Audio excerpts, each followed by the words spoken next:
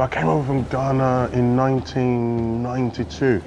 It was April, and in Ghana at that point, it was nice and hot, you know, a bit of rainy season, so it was quite humid and lovely. And when I came to London originally in April, it was really cold. I don't know if it was just a cold April, but it was absolutely freezing. So I turned up in shorts and a small jacket, and I remember my dad laughing, giving me, and he was prepared, and he knew I'd be coming in shorts and stuff. Me and my sisters and, you know, my mum, and he gave me a big jacket, and my sisters and that big jacket. So it was a bit surreal coming from a hot country to what was extremely cold. My grandfather was a diplomat, and over the time he travelled around the world. I mean, believe it or not, one of my aunties was born in Hong Kong. Another one of my aunties is born in Russia. One of my uncles born in America, so they travelled around the world. When they lived in Ghana, obviously, my mum and dad met, and my dad had job opportunities in the UK. You know, we were in a comfortable position in Ghana in a sense, but my dad felt it was important for us all to, you know, to be with him in the UK. So we moved over then. You know, how old was I? I was 9 years old, being a young African boy, turning up in Britain, not understanding the culture at all, and also not understanding the way of life. So it was an interesting thing for me, and a big change in many ways.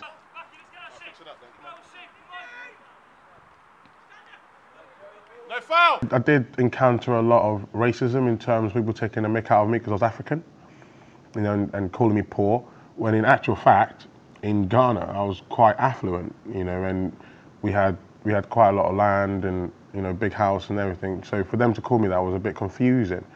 And that made my life a little bit difficult. I know, it's unlucky. It's immigrants that have made this country great.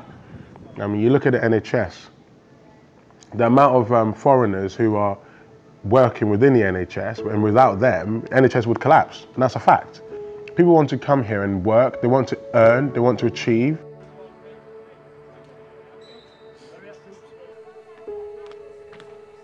My mum's side of the family born and bred here, but my dad's side of the family, my grandfather came over in the 1960s to work in Port Talbot.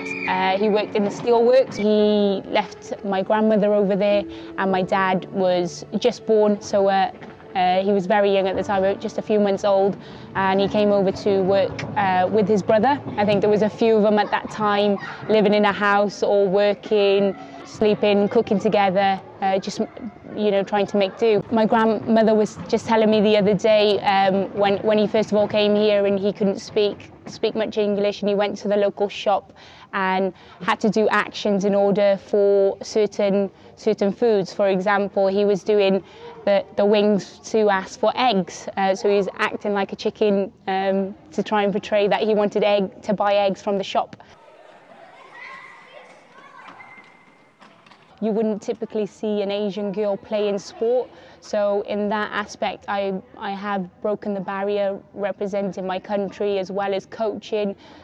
So within the BME community you don't really see any girls in there, and I've had both positive and probably negative experiences from both male and females. I think immigration is a positive thing. It's more competitive in terms of jobs out there. People with certain skills and attributes coming over to the country will help us obviously get better.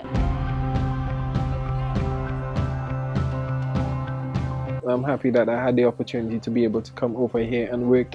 It happens all over the world. People go to different countries and in all types of fields and work, you know, and have that opportunity to experience different cultures, and a lot of the times, a lot of these people they end up staying after they finish working, or for how many ever years. So, you know, it's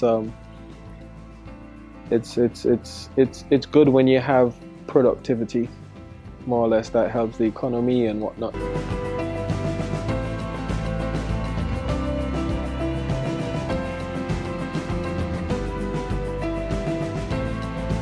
One of the first few weeks that I was in the UK, I saw snow for the first time, and I was like, whoa, like you know, what is that? You know, the sky's falling, you know? So just little things like that. You know, there's no snow in Zambia where I was born. Race and everything also played a big part because, you know, for me when I was younger, there was no black kids around. You know, I was new to all the other kids around, and you know, my color and everything like this. You know, and also, you know, maybe a little bit also the same way, but that kind of took a lot of getting used to, and just the learning of, you know, the cultures, the different ways of how being brought up in Wales was.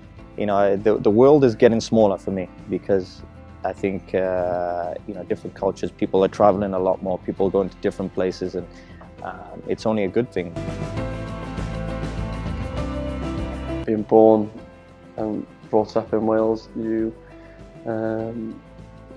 build a affinity to the country, the nationality, the people, and everything about it. I went to Welsh primary school, so I learnt Welsh, the language, and I think I lived away for a few years. Having been able to speak the language, it just gives you even more of a stronger identity. As long as you're contributing to the country, and you know, you have respect for the country that you've moved to, I don't see why anyone should have any issues with kind of you making a life in a place that you weren't born in. At the current state of affairs, my view is more on how it's portrayed and how it's kind of communicated to the general public. I think the media has a lot to answer for in that. I think it is a challenge for young people, and it might be a challenge for someone growing up who's not from the UK or whose parents are first generation immigrants. They certainly will have challenges. As you know, I didn't have that huge amount of challenges, but there were times where there was when I was growing up. I think the only thing I would say is that you know, treat people how you'd like to be treated yourself. So if they treat you with respect, then you should be treating people with respect, vice versa. If that isn't the case, then I think you just need to try your best not to be dragged down to their level. At that moment, things were not good in Zimbabwe. I was forced to flee. The flight, it was more than 10 hours, but to me, that night, it was like 3 months. I loved my family.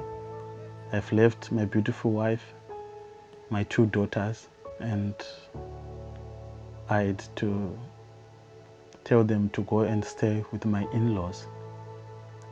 We left our house, our beautiful house, because it wasn't safe anymore. And when I arrived in the UK, my asylum didn't go well. It was rejected. At the same time, I was going through a difficult time thinking about how can I bring my family to safety over here. At no stage, I wasn't given any social benefit at that time, which was like £30 a week, but I didn't get anything. So I used to stay with a friend. Because I was going mental, I started doing lots of voluntary work, using sport as a tool to promote community cohesion, integration. I love Wales because it has given me the opportunity to find back my life. The message I would like to pass to young asylum seekers and refugees is